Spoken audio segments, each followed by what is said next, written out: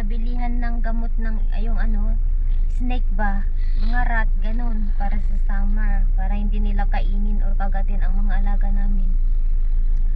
So nakabayad na kami, meron pa kaming last payment. Thank God. Ayan, samahan niyo. Ang dami naming gagawin ngayon araw. I'm wondering why dad not coming. Ayan. Nandito na kami sa bahay, tapos na kami sa aming errands. At magluluto na si Mami Laura. Sakit ang ulo ko talaga. Bakit kaya? Kahapon, dahil sa luggage, ako sumakit ang ulo ko. Until now, nag-take na ako ng Advil. Sakit pa rin. Dahil sa weather din, ako nakakaano. Yan. Sinusta na nagbuhat, hindi ko na tinulungan. Pwede kami ng staff.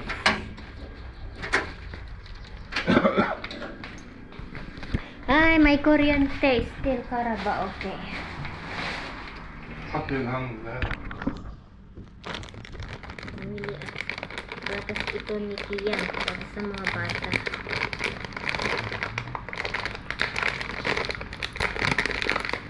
Si Kian gusto niya ng milk. Si Cheyenne chocolate. Yung ano, Milo.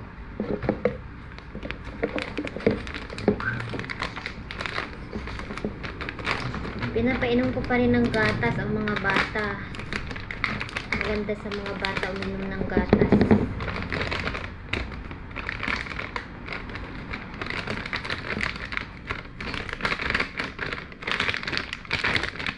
Ayan. Okay. Tapos bumili ako ng cornflakes nila. Hindi naman everyday na kumakain sila ng cornflakes. Ano lang. Minsan-minsan. Pag magsawa sila sa breakfast. Hi guys, nagluluto na po si Mami Laura. Ito na po yung beans. Ayan. Yung bituelas sa atin, green peas. Ang tawag nito? Oo, yung green na bituelas. Ginisa ko sa kamatis, sibuyas. At lagyan ko ito ng olive oil mamaya. Ikain ni Mr. sa kubus at sa mga bata rice, at saka nag-crave si Mr. ng salad na malfouf yung cabbage. Yan yung ano namin. Ako naman, salad ko do. Lagyan ko ng yung hamod, yung lemon. Yan. Waiting na ako sa mga bata. Dito na ang mga bata. Hello kids. How are you So much fun today. So much We fun. didn't study at all. Really? There was a match. We played Haida. We went to church. We prayed the rosary. We stayed 2 hours in church. Then we went to a theater and watched 2 hours. So I went to church already. What is your food?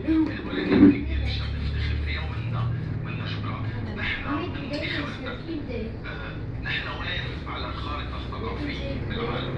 لبنان موقع متقدم، موقع متخلف، نحن ولاية ثقافية، وتابع فينا نتغنى بوجه لبنان الثقافي اللي في عيني. في وجه لبنان.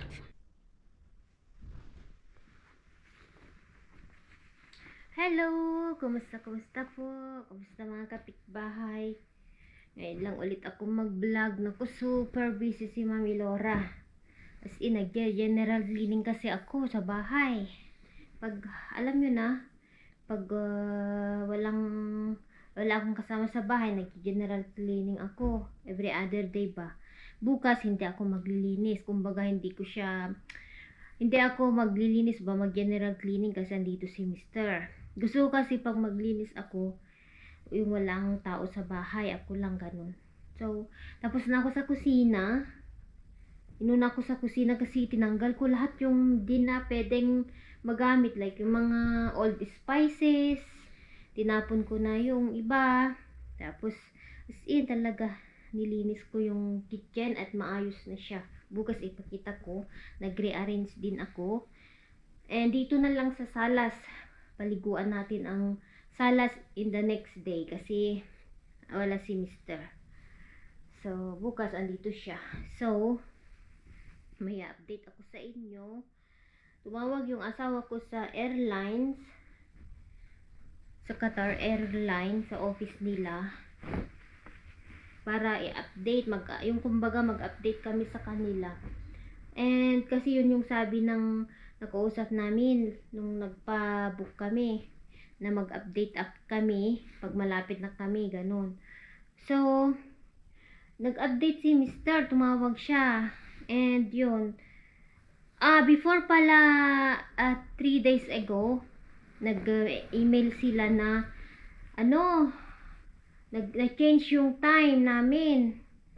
Instead of 9, tawag ito, yung old na nasa ticket namin na nakasulat nung nagpa-book kami is, dating namin doon is umaga ng 7:45, ganun.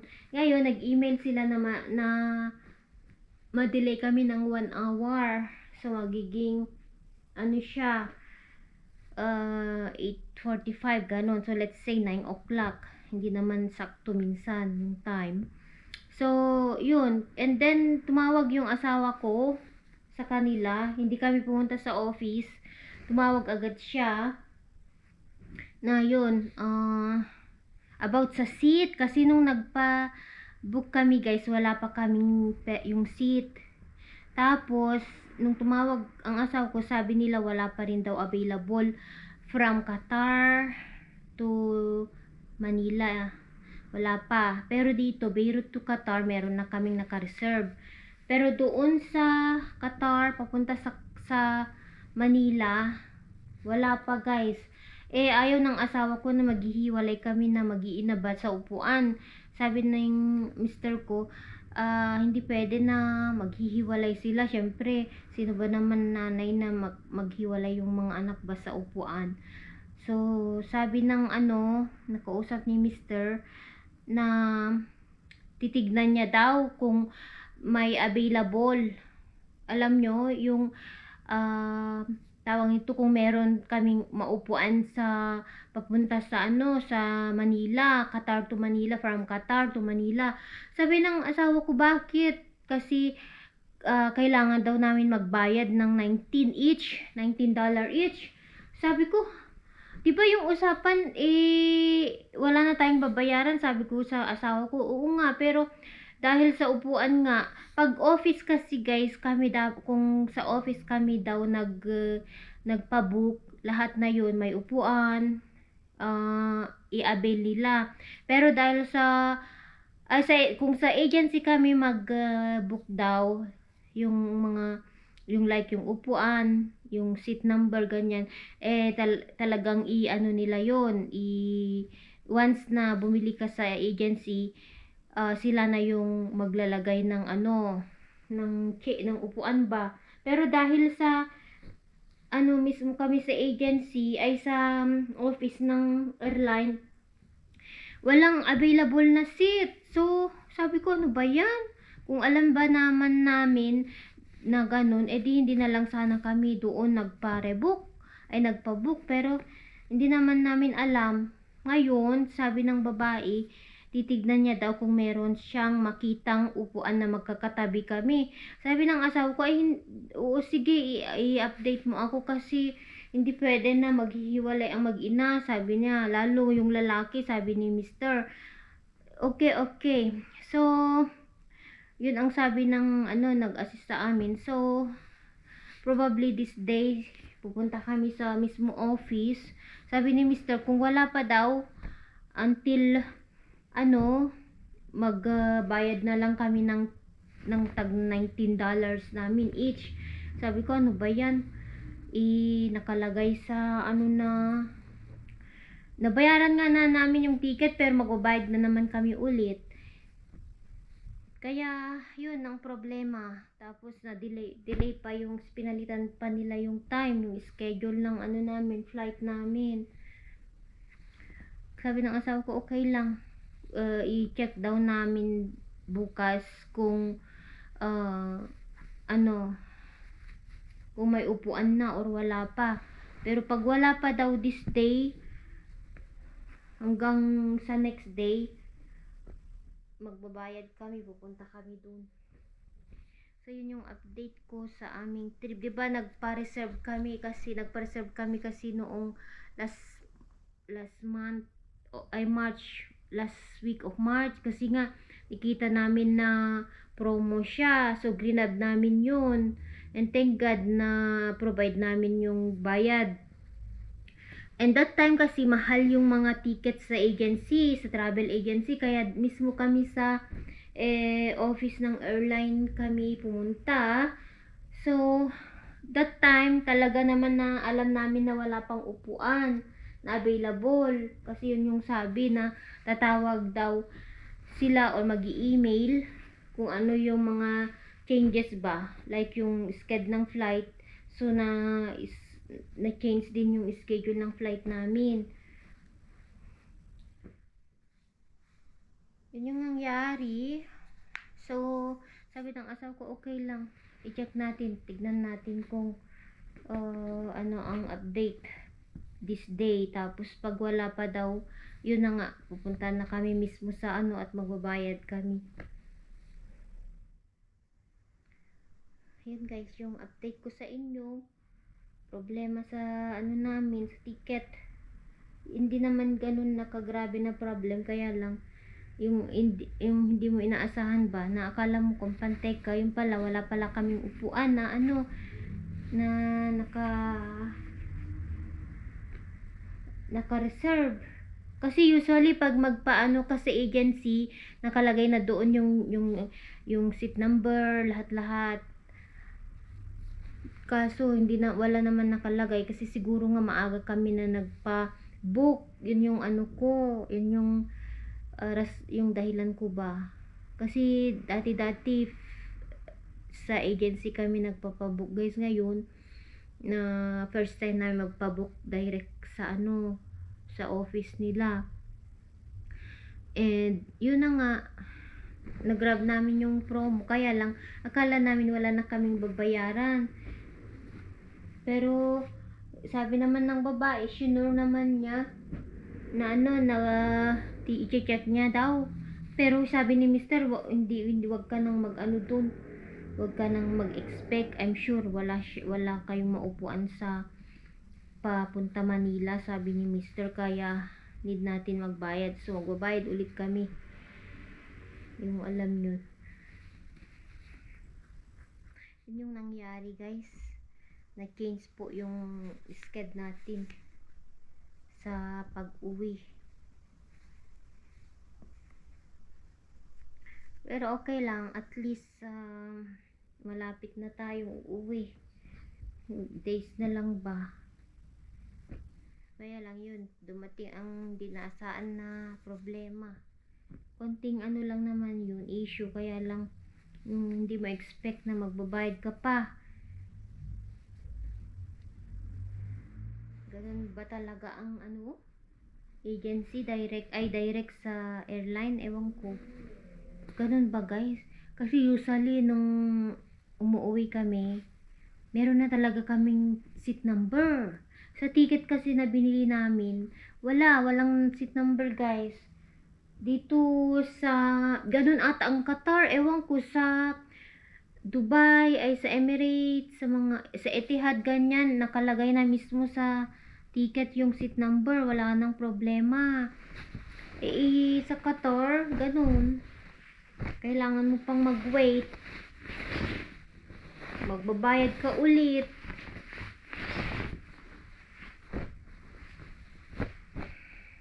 Yung expect mo na wala ka nang babayaran, babayaran mo pa. Sabi ko kay Mr., kung ganun lang din naman, di sa agency na lang sana tayo nagpabook, sabi ko. Hindi naman namin alam na ganun. Tapos 25 kilos pa. 25 kilos lang yung available sa bagahe namin. Tag 25 namin. Usually dapat 30. Sa Etihad ata is 30. Sa Emirates ganyan 30. Pero okay lang. Tapos na, basta at least makauwi tayo. Yun ang importante.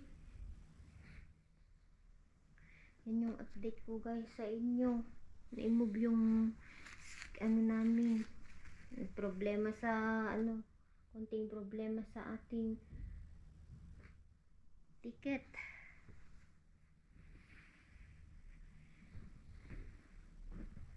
Ay naku. Kaya bukas or the next day, punta tayo sa agency. Maghinihintay nga namin kasi ngayon wala pa naman kaming natanggap na call or email sa galing sa airline. Basta nag-email lang sila about sa change ng time ng aming flight. Yun lang yung ano, yung in-email nila, and then tumawag agad si Mr. para i-update yung upuan namin. Wala daw available sa Qatar to Manila. Sabi, yun na nga, sabi ng asawa ko, hindi pwede na maghihiwalay yung mag-iina, sabi ni Mr. Paano daw yung ganun? Lalo long trip daw yung ano namin. Yung yung alam nyo, long trip yung ano namin. Buti sana kung Lebanon to Qatar, okay lang. Pero syempre ayaw din ng mga bata ba. Sino ba naman guys yung na may gusto na ano, iba yung katabi mo sa trip, di ba wala naman. So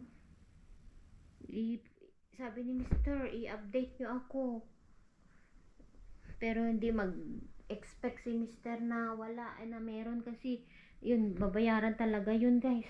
Babayaran ng $20 each. Let's say $20, sabi ng ano is 19, so $20.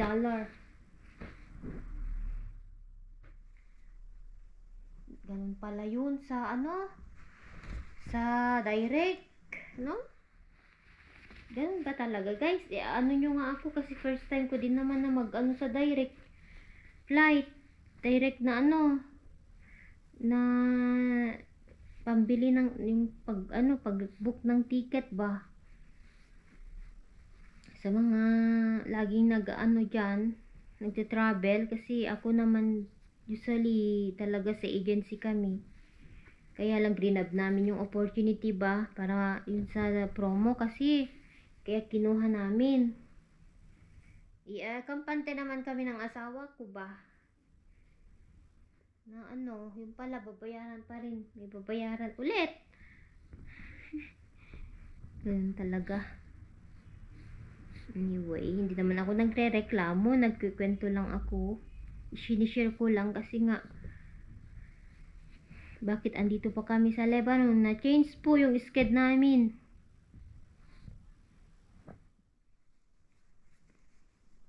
Pero matutuloy pa rin tayo na uuwi guys.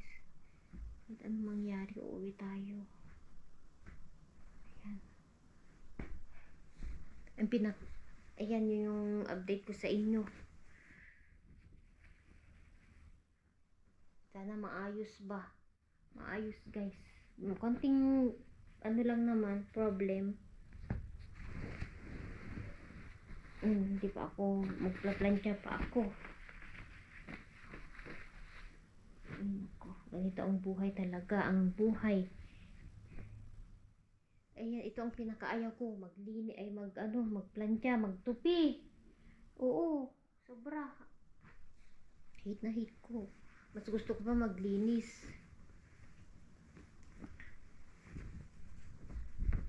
Nakakaalburuto kasi pag makita mo yung damit na nakakalat ba. Ayoko yung ganun. Bukas ko na sana, matulog na sana ako. Kaso nakita ko ba na ganito, kalat ba? Tupihin na lang natin and magplantya pa ako. Gusto ko yung bukas, malinis yung bahay ba, walang kalat. Masaya ako malinis ng aking kusina. Talagang kinuskus ko lahat. Tinanggal ko yung so maayos na siya. Yung mga bata pag dumating sila sa school, ma-notice nila, "Mommy, did you clean the house?" Yes. Tapos mag-comment sila. Wow, very nice. Gumagano'n sila.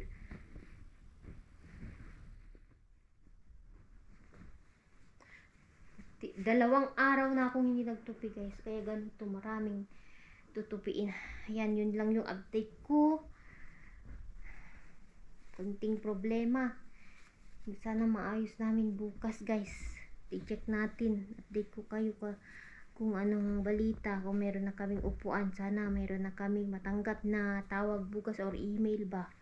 Nasasabihin na meron na kaming upuan na available. Hindi naman yun big issue. Kaso, ayaw ko yung maghihiwalay kami sa buti sana kung yung katabi ko makausap ko siya na lilipat na magpalit. Paano kung ayaw niya? O di wala. Kaya for sure ayusin natin ang bagay na ito.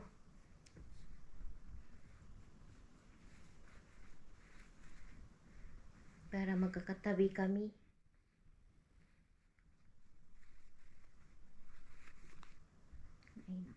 Yan, tapusin ko lang ito and then magpla-plancha pa ako.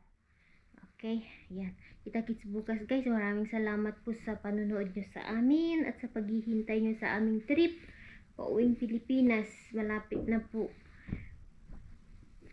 Thank God, malapit na talaga.